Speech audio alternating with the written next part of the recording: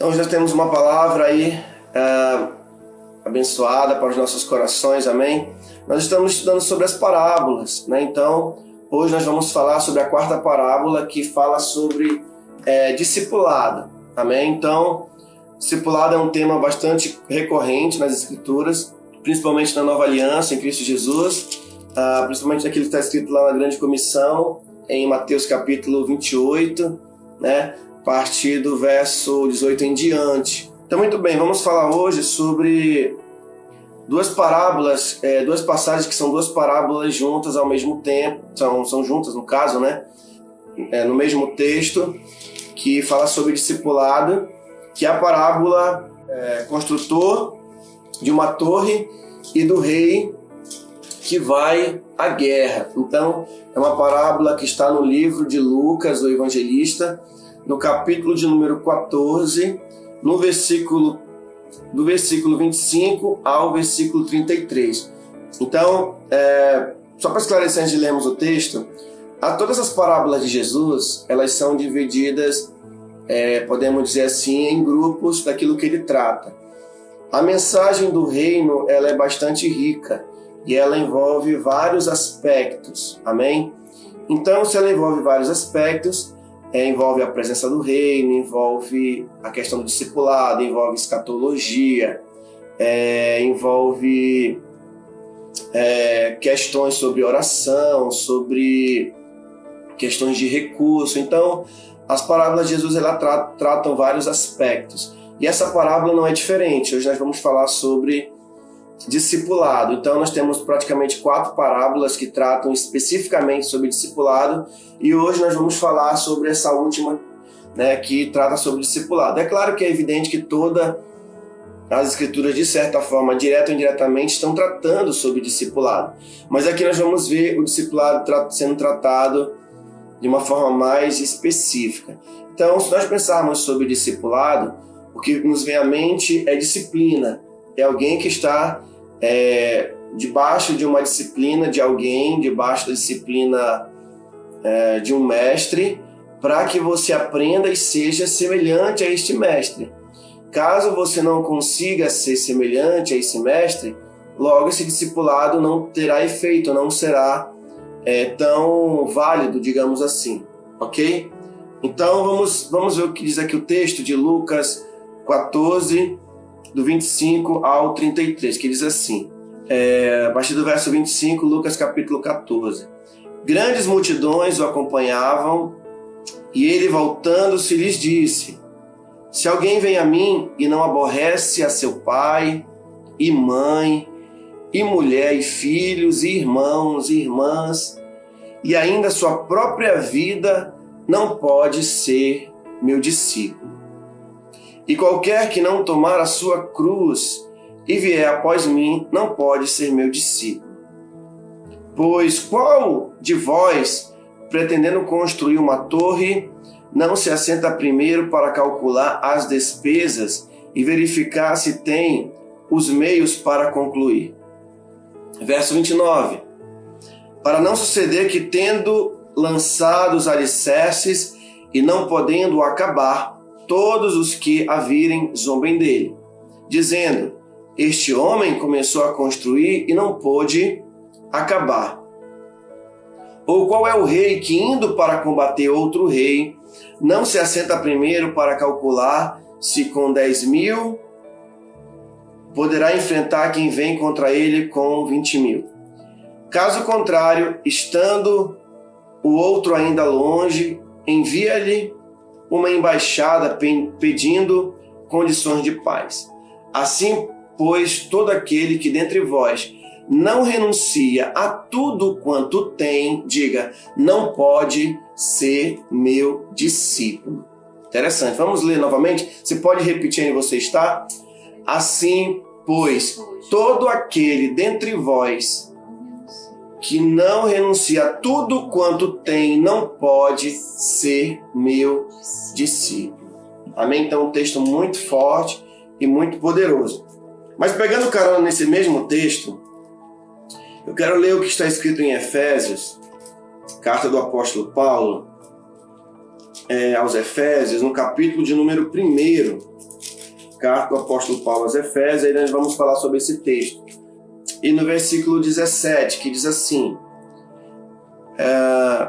para que o Deus de nosso Senhor Jesus Cristo, o Pai da glória, vos conceda espírito de sabedoria e de revelação no pleno conhecimento dele.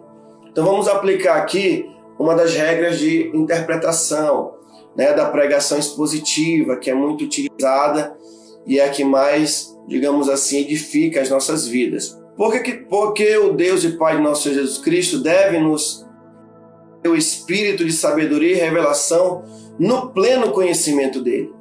Verso 18 responde da carta de Paulo aos Efésios: iluminados os olhos do vosso coração para saberdes, diga, qual é a esperança do seu chamamento, qual a riqueza da glória da sua herança nos santos, verso 19, e qual a suprema grandeza do seu poder para com os que cremos, segundo a eficácia da força do seu poder.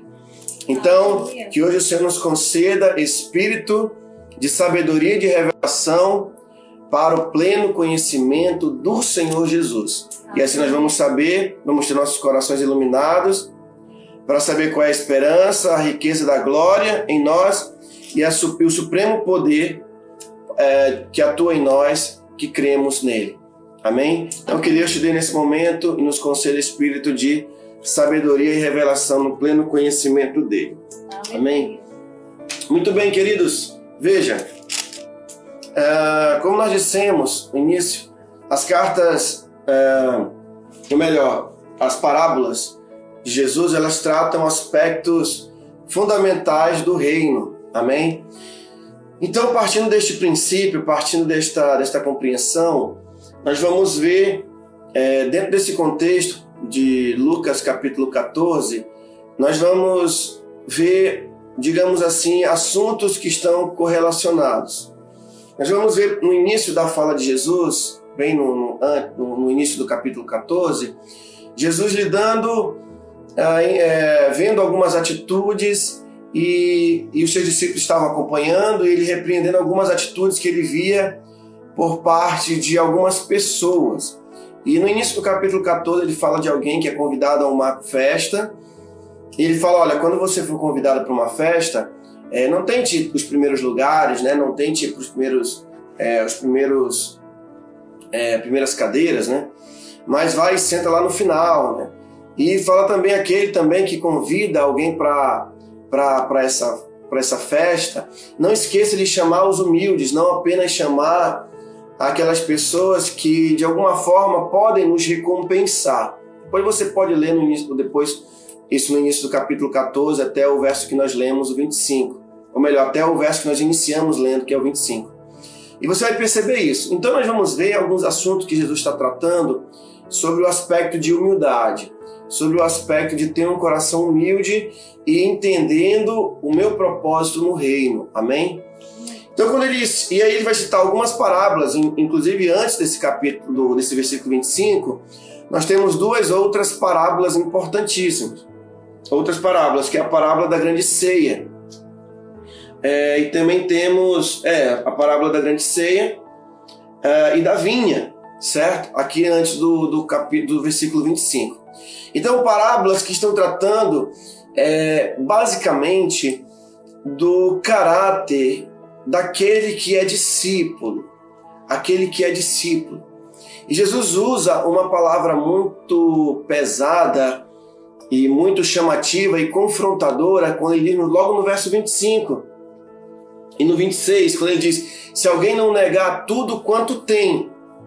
E esse negar tudo quanto tem não é necessariamente você somente abrir mão, por exemplo, de questões familiares que possam estar afetando a minha vida. Não apenas abrir mão de questões relacionadas a recursos, relacionado a mim mesmo. Não apenas abrir mão por abrir, mas abrir mão daquilo que está prejudicando o meu caráter, aliás, o caráter dele em mim, aquilo que vai ofuscar o caráter de Cristo na minha vida, naquilo que possa impedir de que as pessoas possam ver Cristo na minha vida. E isso é algo muito importante, porque muitas vezes nós que somos ou chamamos ou discipulamos pessoas, ou somos chamados por Cristo, esquecemos de um fator muito importante, muito fundamental, que não basta apenas se voltar para Jesus, mas é necessário que a vida de fato seja um reflexo daquilo que ele é, daquilo que ele pregou, daquilo que ele ensinou, daquilo que ele testemunhou. Amém? Quem está compreendendo, diga amém. Amém. Então, para que eu possa ser discípulo, é necessário uma renúncia. Diga renúncia. Renúncia. Renúncia. Então, é renunciar a tudo aquilo que me impede de eu ser um discípulo. Não basta apenas falar de Jesus, eu tenho que estar em Jesus. Jesus tem que estar em mim. Amém? E isso é tão forte, isso é tão pesado. É claro, irmãos, que nós não estamos isentos de errarmos. Às vezes damos mau testemunho que não deveríamos dar. Às vezes falamos o que não deveríamos falar, mas muitas vezes falamos. Muitas vezes deveríamos ter uma fé mais atuante e muitas vezes não temos. E é justamente neste ponto que Jesus ele não abre mão daqueles que são discípulos. E ele faz uma asseveração, há um preço. E ele pergunta para todos aqueles que querem ser discípulos: você está disposto a renunciar a algo para ser de fato meu discípulo? E ele fala de uma forma tão forte isso, que ele vai citar, fazer uma comparação sobre as questões de vergonha e a questão de honra. No Oriente Médio, a questão de vergonha, a questão de honra, no tempo do Senhor Jesus, e que não mudou hoje, muitas vezes nós mascaramos isso, mas como eu estava dizendo, no tempo de Jesus isso era muito forte, a questão da honra, a questão de não passar vergonha, de não ser envergonhado por aquilo que eu digo que vou fazer e na verdade não faço. Então, hoje também, como eu digo, não é diferente. Às vezes mascaramos a vergonha, mas a vergonha está lá. Né? Ninguém gosta de ser envergonhado, ninguém gosta de ser desonrado, por exemplo. E nós vamos ver no decorrer dessa parábola, né, a parábola do construtor, de uma torre, e a parábola do rei que sai à guerra, nós vamos perceber que é extremamente necessário que haja renúncia, que haja uma predisposição em nós para renunciar, para sermos de fato aquilo que Ele quer que sejamos, aquilo que Ele quer pelo qual o reino foi manifestado. Queridos, isso é muito sério, isso é muito importante, que nós que servimos a Jesus possamos todos os dias renunciar a tudo, a comportamentos, a atitudes que possam não glorificar o Senhor em nossas vidas. Amém. E é justamente isso, o X desta parábola. Ele fala daquele que não toma, né, a cruz, a sua cruz, e não vem após ele, não pode ser discípulo dele. Será que estamos sendo crentes, né, e deixando de ser verdadeiros cristãos e verdadeiros discípulos? Então, muitas vezes usamos muito jargão de ser cristãos, mas se nós formos ler a palavra, Jesus não mandou fazer cristãos, né? Nós vamos ler lá em Mateus capítulo 28, ide por todo mundo e fazei cristãos, não é isso que está escrito. Ide por todo mundo e fazei discípulos. E o discípulo é aquele que se submete, é aquele, irmãos, que lê aquilo que está escrito e vê o comportamento do Senhor, e ele fala, olha, eu preciso ser assim, eu preciso mudar, eu preciso ajustar a minha vida, ver quais são as coisas que eu estou em falta, e eu preciso mudar, eu preciso de fato dar um testemunho verdadeiro de Jesus. É claro, Cristo, que tudo isso é um processo, mas é um processo contínuo que não deve parar. Sabe o que eu percebo? Muitos cristãos, muitos discípulos que já aceitaram o Senhor, eles pecam neste aspecto. Parece que já se acostumaram com a igreja, já se acostumaram com o reino, já se acostumaram com a Bíblia, mas esqueceram que o processo de conversão ele é algo que é contínuo. Não é que você já herdou a salvação, colocou no bolso, legal, agora eu vou viver a minha vida. Não.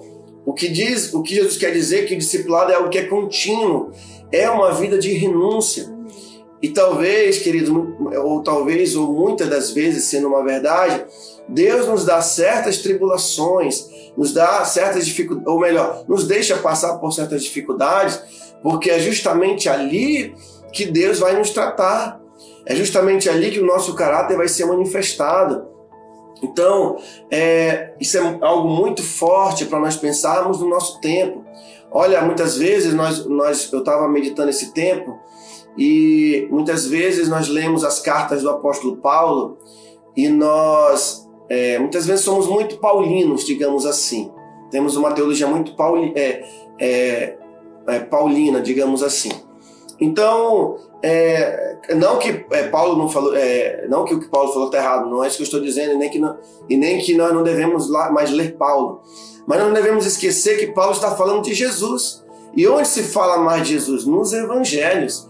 E quando eu olho, eu medito nos evangelhos, eu tenho que ter essa consciência clara de que eu estou diante de um espelho. Porque quando você vai olhar no espelho, né, você acorda de manhã, você vê lá, tá com o rosto, né, suado, os olhos sujos, né? Você vai fazer sua higiene, você se olha no espelho e fala, vou limpar, vou lavar o cabelo, vou pentear o cabelo, né? Então a Bíblia tem que ser esse espelho. Quando nós olhamos para o Evangelho, ele deve ser esse espelho em nossas vidas. Nossa, isso aqui eu preciso mudar, eu ainda sou muito assim. Nossa, eu estou enfrentando essa tribulação, mas parece que eu não sou crente. Agora que é para mim realmente ter uma atitude e um comportamento diferente, eu não consigo ser. E é justamente aí que Deus está nos podando, aí que Ele está nos moldando. E aí que essa palavra vale para cada um de nós. E aí, o que nós estamos dispostos a renunciar? Eu não estou dizendo aqui que é abrir mão de família não, irmãos, não é necessariamente isso. O que Jesus está querendo dizer é que se as coisas do mundo falam mais alto, sejam familiares, né? Coisas neste mundo falam mais alto do que o testemunho que eu devo dar, eu não sou digno dele. Como ele diz, não podemos ser discípulo dele. Então, no versículo 33 ele conclui assim: todo aquele que dentre vós não renuncia a tudo quanto tem, não pode ser meu discípulo. Entenda essa renúncia de uma forma mais espiritual, mais dentro de nós mesmos. O que nós estamos dispostos a renunciar? Irmãos, não existe zona neutra no mundo espiritual. Nós sempre estamos adorando a algo ou alguém. Se nós não estivermos com o nosso pensamento na pessoa de Cristo, com certeza outras coisas estamos adorando, isso é fato. Quando nós vamos ler na carta de Paulo aos Romanos, citando aqui o apóstolo Paulo, ele fala que no nosso membro existe uma lei, a lei do pecado, que nos conduz para a morte.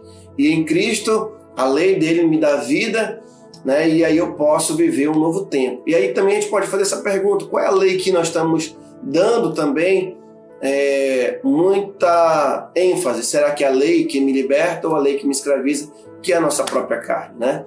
Então, essa parábola é muito significativa porque não há discipulado sem renúncia, não há discipulado sem submissão, não há discipulado sem eu olhar para Jesus e falar: nossa, isso aqui me humilha, isso aqui eu preciso mudar.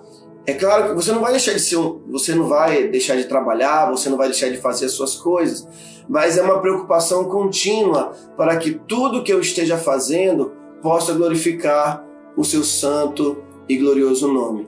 E aí eu te pergunto, o que você está disposto a renunciar para ser de fato um discípulo amado, um discípulo que de fato glorifica, exalta o nome do Senhor? Amém? Então, nessa parábola eu queria concluir dizendo que precisamos, queridos, renunciar. Não pense que porque você tem anos de ministério, não pense que é porque você tem anos de igreja que você deixou de ser aperfeiçoado. Não, muito pelo contrário. Tudo que nós passamos na nossa vida ela tem um propósito de aperfeiçoar este homem interior. Só para você ter ideia, muitas vezes, eu estava vendo a gente lembra, por exemplo, falando questão de família, né? Em alguns países, as pessoas estão tão indiferentes e tão ligadas a si próprias, aos seus próprios desejos, que existem inclusive bonecas que as pessoas vivem com bonecas infláveis. Em alguns países orientais aí, porque ele usa a boneca, depois guarda sem compromisso. Ou seja, é o prazer sem compromisso. E todo prazer sem compromisso é idolatria. É a idolatria do ego, é a idolatria do próprio eu, do seu próprio desejo, do seu próprio narcisismo. E, por exemplo, quando a gente olha lá no paraíso, por exemplo, o que é o nome Éden, Jardim do Éden? Éden é prazer, é delícias, é deleite, é aquilo que nós vamos voltar a desfrutar quando o nosso pai Adão e Eva caíram lá no paraíso. Então, mas para que eles pudessem desfrutar daquele prazer, eles precisavam ter compromisso e obediência. Olha só, muita gente fala de obediência, mas não entende o que é obediência. Vou te dar um exemplo. Se você é uma pessoa ignorante e arrogante, você é desobediente. Está entendendo? Se você é uma pessoa que não consegue perdoar, você é desobediente. Se você é uma pessoa que não consegue amar aquele que sacaneou com você, desculpa a palavra, você é desobediente. Quando Jesus trata de obediência, não é apenas obediência à liderança. Obediência é algo muito maior do que você pode imaginar. Se você não ora, você é desobediente. Se você não lê a Bíblia, você é desobediente. Se você furta algo, você é desobediente. Se você não tem vontade de evangelizar, de sair para falar do amor de Deus, você é desobediente. Se você não tira um tempo para orar por pessoas, você é desobediente. Então, discipulado é essa obediência. Discipulado é exatamente cumprir o que ele pediu para sermos, em todos os aspectos. Estava falando sobre essa questão do Éden, né? Então, para que eu possa desfrutar do Éden, tem que ter compromisso, tem que ter aliança. Então, por isso que relacionamento sem compromisso é a idolatria do ego, é a idolatria do eu. Então, por isso que a Bíblia fala que nós precisamos casar, né? Precisamos estar em matrimônio, ter compromisso. E aí sim, a partir do momento que eu tenho um compromisso, eu posso desfrutar do prazer. O verdadeiro prazer é quando há compromisso, quando há aliança. Então a mesma coisa o Senhor Jesus está nos dizendo aqui. Se eu quero desfrutar de tudo aquilo que Ele tem para nós precisamos estar numa posição de submissão, obediência àquilo que Ele pediu para ser. E como eu vou ser se eu não leio essa palavra? Como é que eu vou ser igual a Jesus Jesus não vai descer, querido, aí com você e vai aparecer e te falar tudo aquilo que já está escrito. Ele não vai fazer isso. O que nós temos que pedir é que o Espírito Santo me leve a ler essa palavra e eu venha a meditar nessa palavra. Aleluia. E essa palavra, ela venha fazer mudança e transformação no meu coração. Queridos, olha só a experiência que eu tive. Eu ouvi 20 vezes o capítulo 1 da carta de Paulo aos Efésios.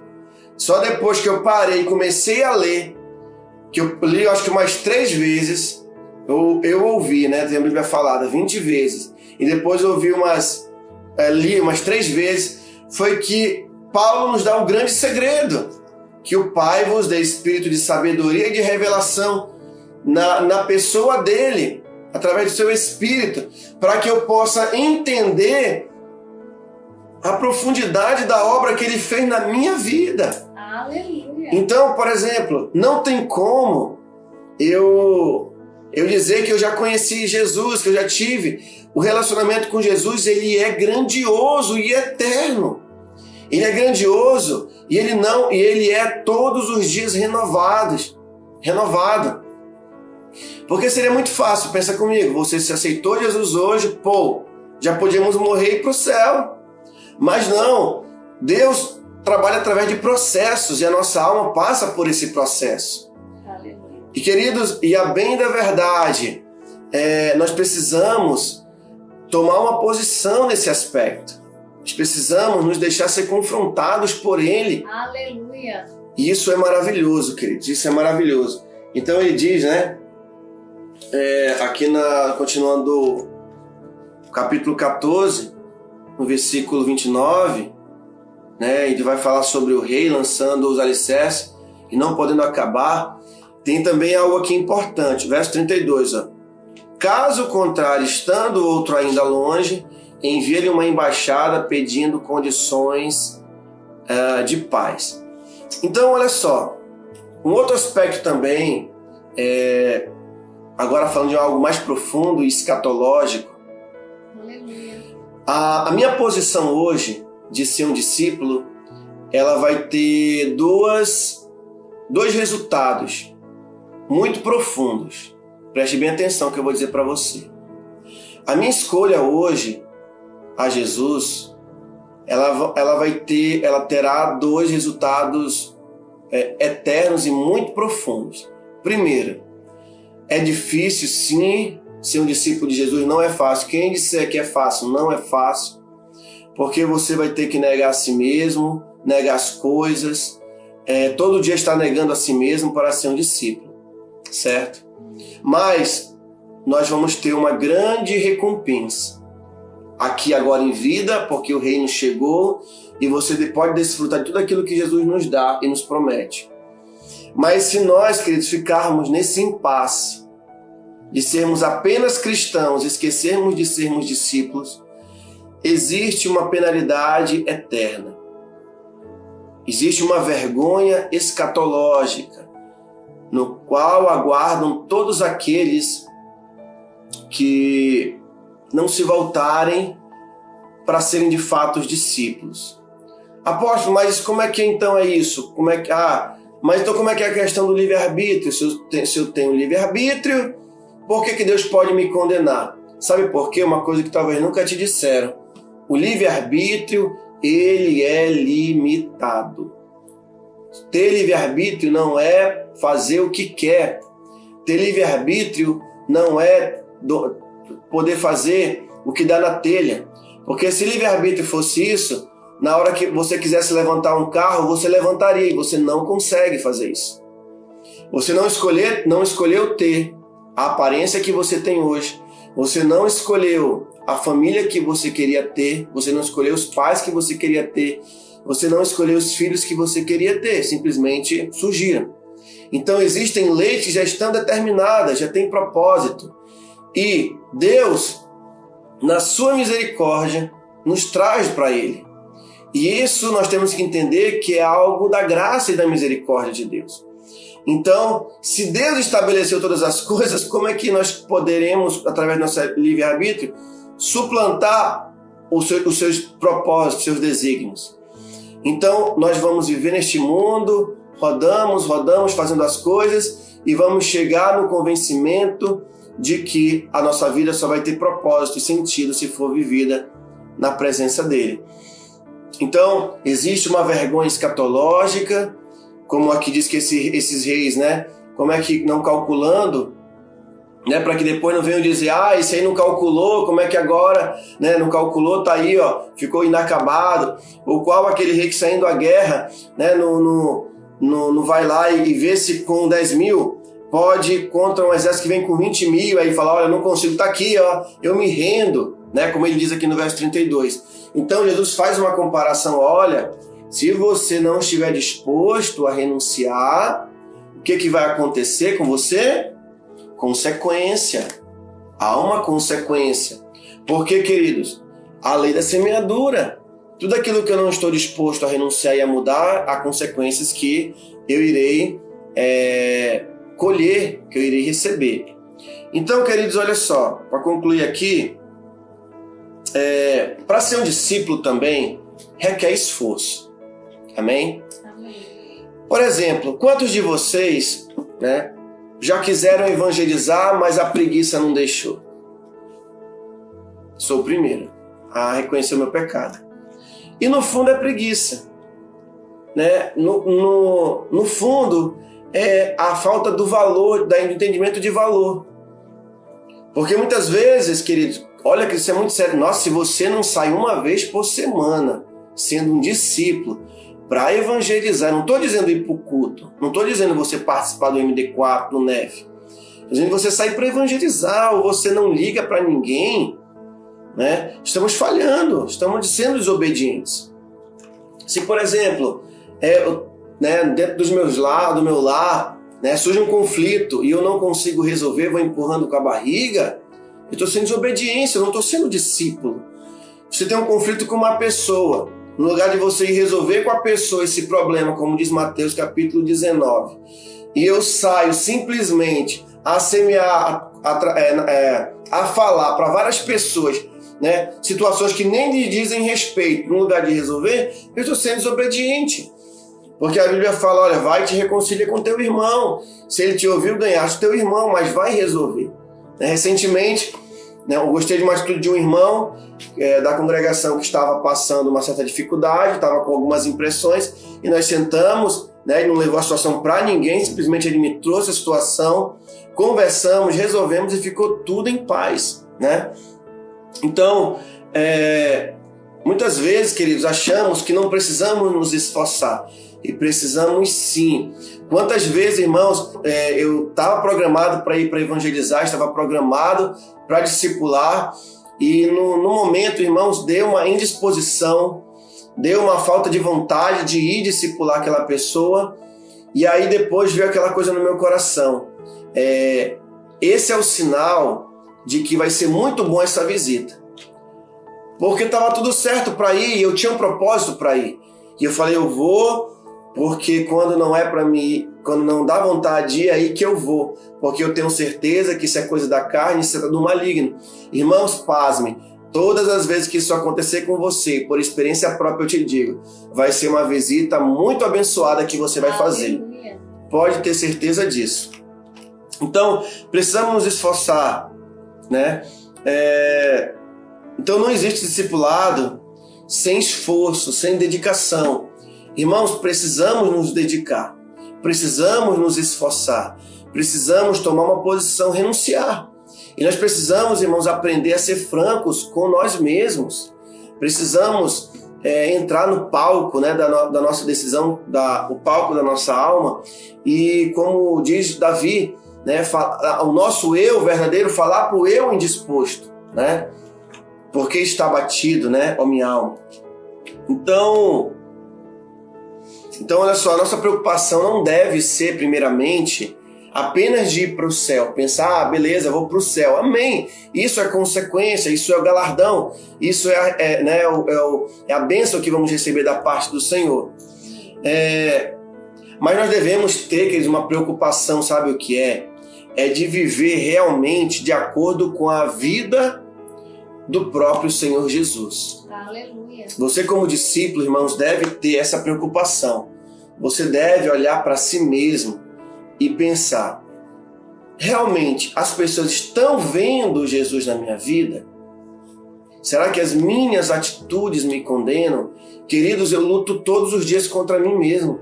O meu grande inimigo não é o diabo apenas, ele também é, mas é a minha própria carne. Porque, queridos, se eu controlar os meus instintos, diz a palavra, sujeitai-vos, pois, a Deus, resistir o diabo e ele fugirá de vós. Tiago 4, verso 7. Então, isso é muito importante. Às vezes falamos apenas do galardão eterno, mas esquecemos do cotidiano, do que vai me confirmar lá na eternidade. E aqui entra até um assunto polêmico sobre salvação. E aí, salvação? Se perde ou não se perde?